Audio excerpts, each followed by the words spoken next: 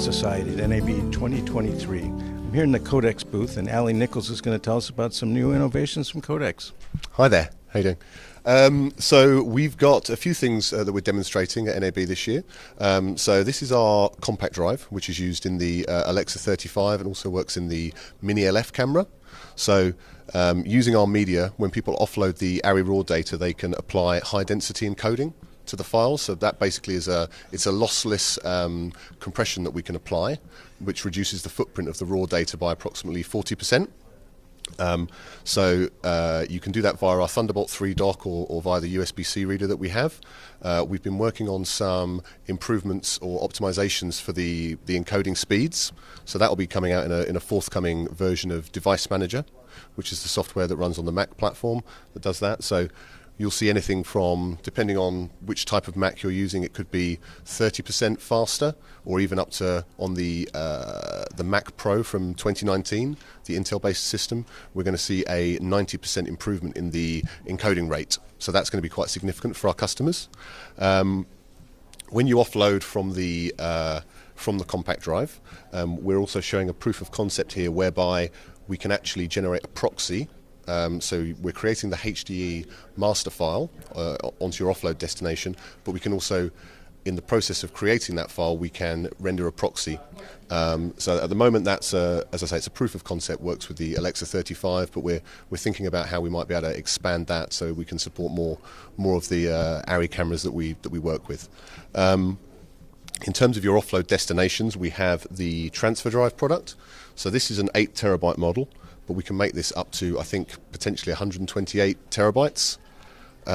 So that's available now. That's basically a very fast offload destination. The dock itself has 2 Thunderbolt connections on the back, so we can basically aggregate the performance across 2 Thunderbolt links for getting a really fast write, and then also obviously you need to verify that data and read it back, so it speeds up the whole offload process. We also have what's called Global Connect. So once you've offloaded your raw data from the camera, you then need to get that to the people that need to use it for, in post-production. Global Connect it's a software-based system which creates a peer-to-peer network. So that can run on local machines or it can run in the cloud, and it allows you to push that OCF data to the people that need it, and also transcode it into the formats that they require. So we've got that running up here. You can basically ingest your data into the system and then move it to whoever needs it. This device behind me here, which just about visible, that's called the MediaVault Edge.